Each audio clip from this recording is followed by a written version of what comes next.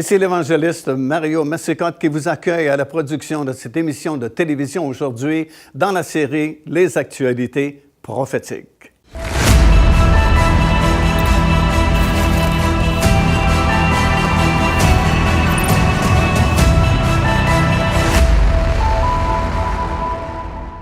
Bienvenue à cette émission. Bien, nous sommes en train de parler concernant cette grande prophétie que nous retrouvons dans le livre du prophète Ézéchiel, dans le chapitre 38 et une bonne partie du chapitre 39, alors qu'il nous décrit une future attaque massive qui se produira d'une coalition de plusieurs pays, plusieurs nations, qui viendront contre les habitants de la région de la Judée et de la Samarie, que la Bible appelle souvent les montagnes d'Israël. Et dans cette grande prophétie, nous retrouvons le nom de plusieurs pays qui sont mentionnés. Nous trouvons également le corridor qu'ils vont emprunter pour descendre sur les montagnes d'Israël. Et il y a quelque temps, alors que nous étions dans le pays d'Israël, justement, nous avons filmé dans cette région-là du nord du pays, justement dans cette grande vallée de Bassan, quelques segments concernant l'attaque de Gog et Magog sur les montagnes d'Israël. Alors, si vous le voulez bien, nous allons nous déplacer jusqu'en Israël et nous allons voir ce que nous avons filmé. Alors qu'aujourd'hui, nous allons nous diriger vers le nord complètement du pays d'Israël, dans un endroit qui s'appelle Banias, tout premièrement, et ensuite nous allons continuer notre route jusqu'à la frontière du Liban et de la Syrie, là où justement il y a beaucoup d'actions qui se déroulent de nos jours. En cours de route, comme je mentionnais, nous allons nous arrêter à Banias, parce que Banias est un endroit intéressant également au point de vue prophétique, puisque c'est à cet endroit-là que Jésus a fait cette grande déclaration, en fait qu'il a révélé la raison pour laquelle il était venu sur cette terre, c'était afin de bâtir son Église. Banias, autrefois, ça s'appelait Césarée de Philippe. Et comme nous le lisons dans Matthieu, le 16e chapitre, Jésus s'est donné la peine de se rendre jusque dans cet endroit-là, dans le nord complètement d'Israël, afin de faire cette déclaration-là. Il avait demandé à ses disciples, « Qui dit-on que je suis? » Et les disciples avaient proposé certaines réponses, certaines suggestions. Mais Pierre, comme nous le savons, a déclaré « Tu es le Christ, le Fils du Dieu vivant ». Et Jésus lui a dit « Tu es heureux, Simon-Pierre, car cela ne vient pas de toi. Ce n'est ni la chair ni le sang qui t'ont révélé cela, mais c'est mon Père là-haut dans le ciel. » Et il a ajouté « Et toi, tu es Pierre, et sur cette pierre, je bâtirai mon Église. » Évidemment, comme nous le savons, Jésus ne voulait pas dire qu'il était pour bâtir son Église sur l'apôtre Pierre. C'est tout simplement un jeu de mots en français. Pierre, tu es Pierre, et sur cette pierre, je bâtirai mon Église. Mais la pierre dont il parlait et sur laquelle il voulait bâtir son Église, c'est cette pierre-là de révélation qu'il est le Christ, le Fils du Dieu vivant. Et l'Église du Seigneur Jésus-Christ, elle est bâtie, elle est construite sur cette révélation-là que Jésus est le Christ, le Fils du Dieu vivant. Et en fait, là où on ne reconnaît pas que Jésus est le Christ, le Fils du Dieu vivant, il n'y a pas non plus de véritable Église du Seigneur Jésus-Christ. Puis de Banias, nous allons continuer notre route et nous allons nous rendre jusque dans l'extrémité nord du pays d'Israël. Et nous allons nous tenir dans un endroit qui s'appelle la forteresse de Nimrod.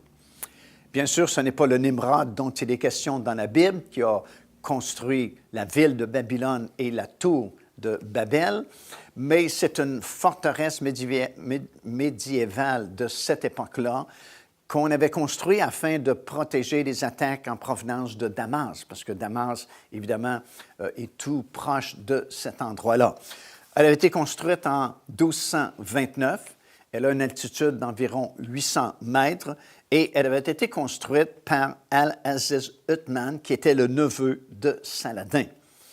Et c'est vraiment intéressant parce que vous avez une prise de vue vraiment extraordinaire jusqu'à la frontière du Liban, qui se trouve sur votre gauche quand vous vous tenez dans cette forteresse-là, et la frontière de la Syrie qui est sur votre droite. Et entre les deux, vous avez la grande vallée de Bassan. Et comme nous allons le constater aujourd'hui par l'enseignement de la parole de Dieu que nous allons donner lorsque nous serons rendus à cet endroit-là, c'est le territoire ou le corridor plutôt par lequel cette grande coalition de nations qui sera formée dans les derniers jours pour faire une attaque surprise sur Israël, sur les montagnes d'Israël, comme ça nous dit dans Ézéchiel chapitre 38, bien, c'est ce corridor-là qu'ils vont emprunter via la vallée de Bassan, qui est justement située dans cette région-là, dans le nord du pays d'Israël. C'est une région intéressante aussi parce que, selon la tradition, on croit que c'est là que Dieu avait fait alliance avec Abraham au tout début. Vous savez, comme on lit dans Genèse, les premiers chapitres, alors que Dieu a fait une alliance avec Abraham, lui promettant ce pays-là à lui et à sa postérité pour toujours. Et annuellement, il y a des pèlerinages de chrétiens, de juifs et d'Aram qui se rendent dans cette région-là pour honorer justement le souvenir de cette alliance-là que Dieu avait faite avec Abraham il y a très longtemps maintenant. Alors, ce que nous allons faire, on va se déplacer justement vers le nord d'Israël. On va d'abord s'arrêter à Banias, puis nous allons continuer notre route pour se rendre jusqu'à la forteresse de Nédrob et nous allons entendre l'enseignement de la parole de Dieu.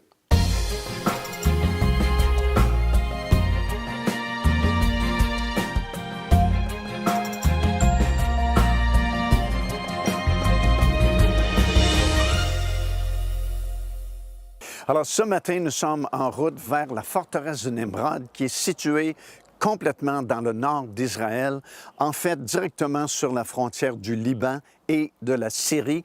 Et nous allons faire des prises de vue vraiment exceptionnelles là-bas. Et je vais vous expliquer pourquoi, pour quelles raisons nous allons nous déplacer jusqu'à cette forteresse. Mais actuellement, je me tiens sur les hauteurs du Golan.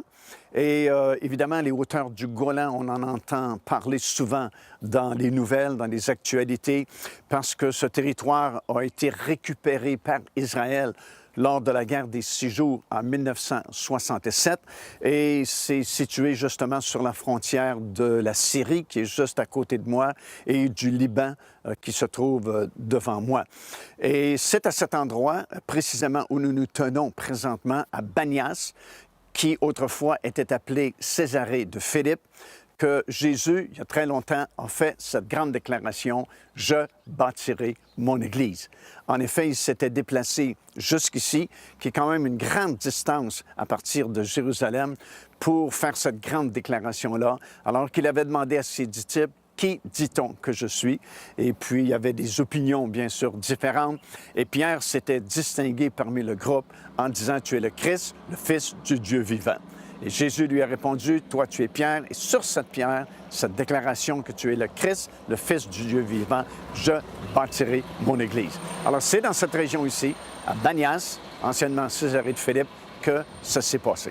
Il y a dans la Bible une prophétie au sujet d'une future bataille, comme une attaque surprise qui sera faite sur les montagnes d'Israël.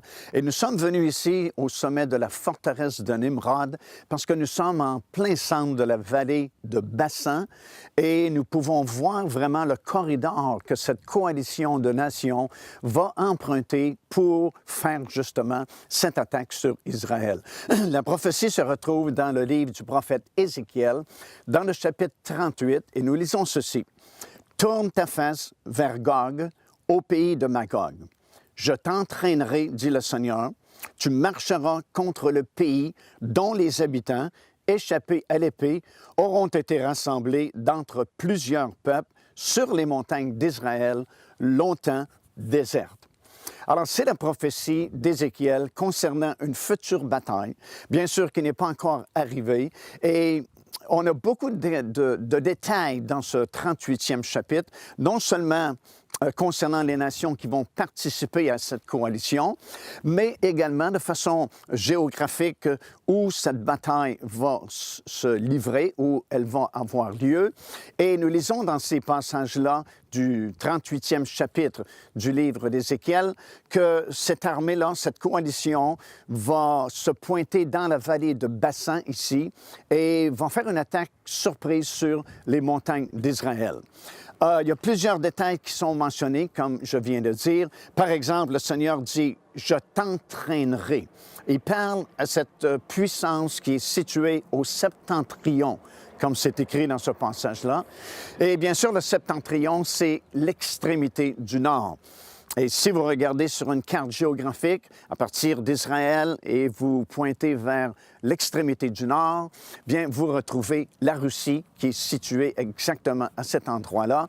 Et nous comprenons que la Russie va former une coalition de plusieurs nations dont certains sont mentionnés par leur propre nom dans la prophétie d'Ézéchiel chapitre 38. Et nous réalisons en fait que le premier partenaire de la Russie sera l'Iran, mentionné sous son ancien nom, la Perse, avec plusieurs autres nations qui vont se joindre à cette coalition pour descendre sur les montagnes d'Israël.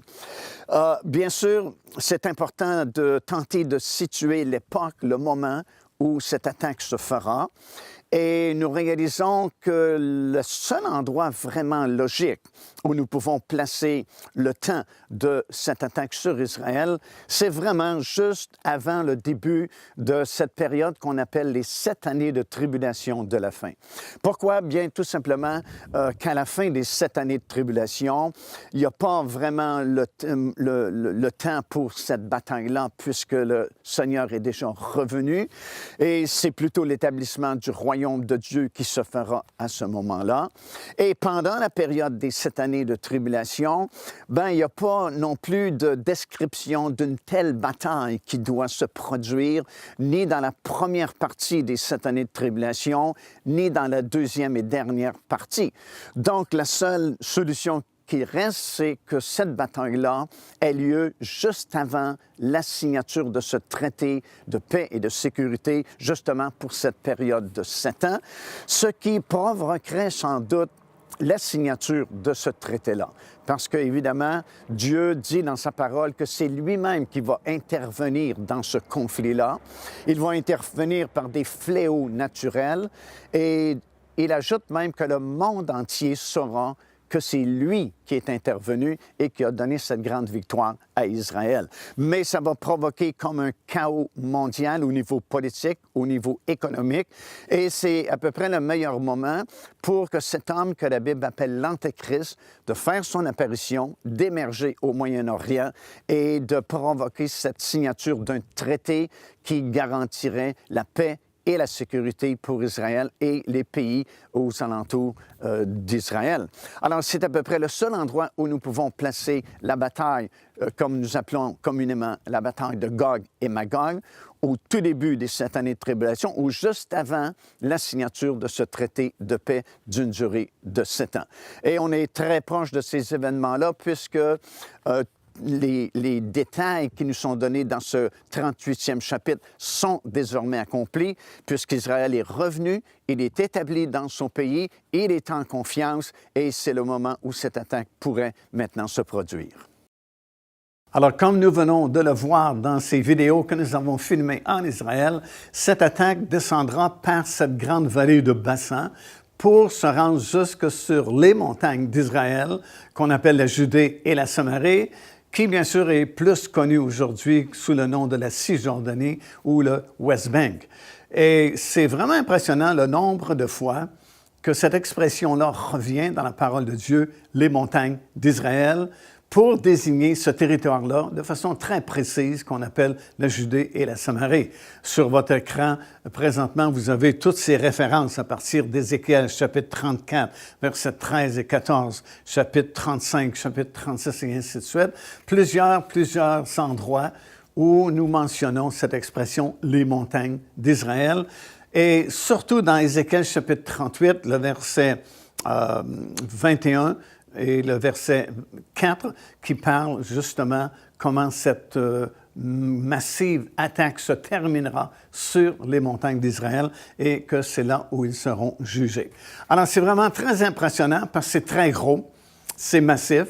Comme nous l'avons déjà expliqué, le mot « multitude » revient à plusieurs reprises. On mentionne plusieurs nations qui seront avec toi, parlant de Gog, qui est l'organisateur principal de cette entité démoniaque. L'expression « les nombreux peuples qui sont avec toi ». Comme nous l'avons vu précédemment, certains pays sont mentionnés par leurs anciens noms, comme la Perse et ainsi de suite. Mais souvent, cette expression revient « peuples nombreux qui seront avec toi »,« multitude qui sera avec toi ». Alors, c'est quelque chose de vraiment très impressionnant. Et c'est pourquoi, comme je dis au tout début de cette série d'enseignements, c'est vraiment quelque chose d'exceptionnel qui est sur le point de se produire, surtout que c'est Dieu lui-même qui va intervenir. Et comme je mentionnais au tout début de cette série, ça peut paraître complètement irrationnel la pensée de plusieurs personnes aujourd'hui, parce qu'on a écarté le concept qu'un Dieu existe, un Dieu personnel qui intervient dans les affaires des hommes. Mais je pense que beaucoup de gens seront surpris parce que c'est clair, c'est précis dans la parole de Dieu.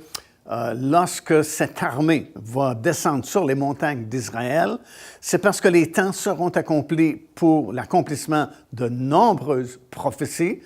Et c'est Dieu lui-même qui affirme dans sa parole que c'est lui qui va intervenir, personnellement, par des interventions vraiment spectaculaires, vraiment très fortes, qui vont ébranler le monde entier. Alors, je vous le dis par avance, ce n'est pas encore arrivé. Peut-être que vous allez trouver ça farfelu, peut-être que vous allez dire « c'est inconcevable, ça ne peut pas arriver comme cela », mais je suis fondé sur la parole de Dieu, et la parole de Dieu ne peut pas changer.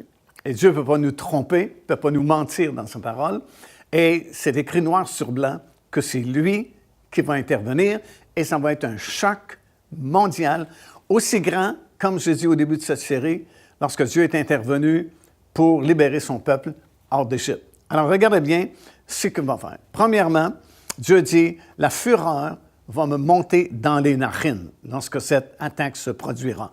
C'est dans Ézéchiel chapitre 38 et le verset 18. Deuxièmement, au verset 19, il dit, il y aura un grand tumulte partout sur cette terre. Troisièmement, les poissons, les oiseaux, les bêtes des champs et les reptiles et tous les hommes trembleront, au verset 20. Les montagnes, dit Dieu, seront renversées. Les parois des rochers s'écrouleront, les murailles tomberont par terre. Alors, vous parlez de quelque chose d'exceptionnel, bien, vous l'avez ici. Cinquièmement, Dieu dit, j'appellerai l'épée contre lui, parlant de Gog et son armée, sur toutes mes montagnes. L'épée de chacun se tournera contre son frère. Sixièmement, Dieu dit, j'exercerai mes jugements par la peste, le sang, une pluie violente et des pierres de grêle. Des pierres, imaginez, de grêle. Une pluie de feu et de soufre sur lui et sur ses troupes et les peuples nombreux qui seront avec lui. Verset 22.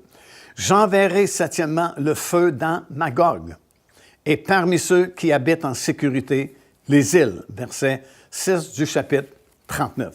Alors, c'est un ébranlement mondial qui va se produire en ce moment-là. Et toutes ces choses qui sont mentionnées dans Ézéchiel, que je viens d'énumérer, arriveront sûrement et le monde entier va subir les conséquences de cette intervention surnaturelle et spectaculaire de Dieu. Et il y a des résultats étonnants qui vont suivre ces interventions. Premièrement, Dieu dit, j'agis de cette façon afin que les nations me connaissent. Chapitre 38, verset 10. Deuxièmement, il dit, je me ferai connaître aux yeux de la multitude des nations et elles sauront que je suis l'Éternel. Troisièmement, il répète, ils sauront que je suis l'Éternel, au verset 6, chapitre 39. Quatrièmement, il répète, les nations sauront que je suis l'Éternel, le Saint d'Israël. Cinquièmement, le jugement sur Gog et Magog sera tellement spectaculaire que tous sauront son origine, que son origine plutôt est surnaturel. Et selon la Bible, il y aura une prise de conscience mondiale de l'existence de Dieu. Conséquemment, il y aura une très grande moisson d'âmes, des gens qui se tourneront vers Dieu, comme nous l'avons expliqué préalablement. Ce sera l'accomplissement de plusieurs versets qui parlent de cette grande moisson qui devait arriver dans les derniers jours. Alors, il faut que cette moisson vienne parce que c'est prophétisé. Et compte tenu de l'apostasie dans nos églises présentement, il fallait quelque chose de spectaculaire, quelque chose qui ébranle le monde entier pour que les gens puissent prendre conscience de l'existence de Dieu. Alors, nous parlons ici d'un réveil mondial, d'une grande moisson d'âmes, tout comme l'apôtre Jacques l'avait annoncé dans son 5e chapitre et au verset 7, alors qu'il parlait de la pluie de la première saison et de l'arrière-saison qui viendrait. Et il exhortait les frères et les sœurs d'être patients, parce que souvent, on se dit, pourquoi est-ce que Dieu n'intervient pas plus? Comment se fait-il qu'il n'y a pas plus de conversion de gens? Pourquoi est-ce que le monde s'éloigne continuellement des choses bibliques et des choses de Dieu? Et Jean dit dans son épître, « Soyez patients jusqu'à l'avènement du Seigneur. » Autrement dit, soyez patients parce qu'à la toute fin, dans les derniers jours, il va y avoir cette grande moisson qui va venir, et c'est des millions de personnes qui, soudainement, vont prendre conscience de l'existence de Dieu et vont se tourner vers lui et seront glorieusement sauvés. On a ça aussi dans Joël, chapitre 2, le verset 23, comme on en avait déjà parlé, où on parle encore une fois de la pluie de la première saison et de l'arrière-saison qui doit venir. Finalement, on parle de beaucoup de pluie, et la pluie est toujours un symbole de réveil, de grande moisson, parce que c'est ça qui permet aux fruits de la terre de venir à maturité. Dans Jacques 5, chapitre, le verset 18, Jacques dit ceci, « Élie pria de nouveau, et le ciel donna de la pluie, et la terre produisit son fruit. » Alors, lorsque Dieu interviendra de façon aussi spectaculaire que je viens de mentionner, les gens vont prendre conscience de son existence et la terre va produire son fruit d'âme sauvée, et ce sera vraiment un changement qui va se produire de façon extraordinaire. Ce seront peut-être des gens de notre propre famille à qui nous avons témoigné, mais n'ont jamais accepté le Seigneur Jésus-Christ. Mais là, ils vont prendre conscience de l'existence de Dieu, et ça pourrait vraiment toucher leur cœur au point de se convertir. Ça sera tellement impressionnant, l'accomplissement de ce que je viens d'énumérer, la façon dont Dieu va intervenir pour régler la question de Gog et Magog sur les montagnes d'Israël, que ça va être tellement fort, tellement spectaculaire, que les gens ne pourront pas rester insensibles. Et ça va produire, comme je l'ai mentionné, cette grande moisson d'âmes. Un peu, si vous voulez, comme à l'époque où Jésus s'était arrêté dans la ville de Sychar et que cette femme samaritaine était venue au puits de Jacob. Et puis, soudainement, pendant que les disciples avaient été au village chercher de la nourriture et qu'ils étaient en train de manger, Jésus a fait cette déclaration, « Ne dites-vous pas qu'il y a encore plusieurs mois avant la moisson, mais je vous dis, levez les yeux et voyez les champs qui déjà blanchissent pour la moisson. » Parce que cette femme avait témoigné aux gens de sa petite ville de Sychar, et elle avait dit, « N'est-il pas le Christ, celui qui avait été prophétisé? » Et des centaines de Samaritains et Samaritaines, vêtus de leurs vêtements traditionnels à l'époque, les grandes robes blanches, sont venus pour voir Jésus. Et c'est ce que Jésus a vu au travers les champs. Il a vu ces centaines et centaines de robes blanches. Et c'est pourquoi il a dit, les champs déjà sont blancs pour la moisson. Alors, tout comme ça a été spectaculaire à cette époque-là, ce sera aussi spectaculaire lorsque Dieu va intervenir pour donner cette grande victoire à Israël. Et comme je mentionné, peut-être que vous avez témoigné à des compagnons, compagnes, là où vous travaillez, puis les gens sont restés indifférents, mais ils vont probablement changer d'avis rapidement lorsque cette intervention surnaturelle et spectaculaire de Dieu se produira lors de l'attaque de Gog et Magog sur les montagnes d'Israël. Ce sera de toute façon la dernière moisson avant l'enlèvement de l'Église. C'est comme si Dieu va permettre dans sa compassion qu'il y ait une dernière opportunité pour des millions de personnes d'être sauvées avant qu'il ne soit trop tard. Parce que peu de temps après, ce sera l'enlèvement des croyants, puis suivi des jugements de Dieu, et ce sera beaucoup plus difficile à cette époque-là de se tourner vers Dieu, parce que déjà, le ciel et la terre de la terre seront partis, l'Église sera enlevée, il y aura très peu de témoins qui vont prêcher la parole de Dieu durant cette période-là. Alors, ce ne sera pas facile de se tourner vers Dieu. Alors, Dieu, dans sa bonté, va permettre d'avoir une dernière opportunité pour le monde entier de se tourner vers lui et de l'accepter. Bien sûr, comme nous le lisons dans la parole du Seigneur, peu de temps après cette intervention sera la confirmation de cette alliance pour une durée de 7 ans, qui en fait représente les 7 dernières années de tribulation mondiale. Et ce que nous constatons, c'est que ce dernier mouvement, cette grande moisson, sera plus pour les gens du monde que l'Église elle-même, puisque dans Matthieu chapitre 25, au moment où le cri de minuit sera prononcé, c'est-à-dire que cette alliance sera confirmée, l'Église est présentée comme 10 vierges qui attendaient le retour du Seigneur, et 5 parmi les 10, ça veut dire 50%, la moitié, n'avaient plus d'huile dans leur lampe. Alors, il semble bien que ce dernier mouvement sera plus pour les gens du monde que l'Église du Seigneur Jésus-Christ, qui sera probablement plus dans l'apostasie, encore une fois. Alors, en terminant cette émission aujourd'hui, c'est de plus en plus évident que nous vivons des temps prophétiques exceptionnels qu'aucune autre génération avant nous a connu ou vécu. Alors, ça veut dire, préparons-nous, gardons nos cœurs vraiment purs devant le Seigneur, fixons nos yeux sur lui comme nous en sommes exhortés dans l'Épître aux Hébreux. Ça nous dit, gardez vos yeux fixés sur le Seigneur Jésus-Christ, parce que très bientôt maintenant, ces signes sont vraiment évidents, sont très clairs, faciles à comprendre. Jésus revient vraiment prochainement. Et ce qui est le plus important, au-delà de tout ce que nous avons parlé, tout ce que nous avons lu dans la parole du Seigneur, au-delà de tous ces signes dont nous avons parlé, surtout cette attaque imminente de Gog et Magog, le plus important, est-ce que nous sommes prêts pour son glorieux retour? C'est la plus grande question à laquelle personne d'autre peut répondre que vous. Devenez partenaire avec ce ministère par votre soutien financier et aidez-nous à planter le flambeau de l'Évangile à travers le monde entier. Vous recevrez un enseignement audio à tous les mois de la part de l'évangéliste Mario Massicotte, ainsi que notre bulletin de nouvelles prophétiques incluant des enseignements bibliques, des nouvelles du ministère et des commentaires sur les actualités prophétiques.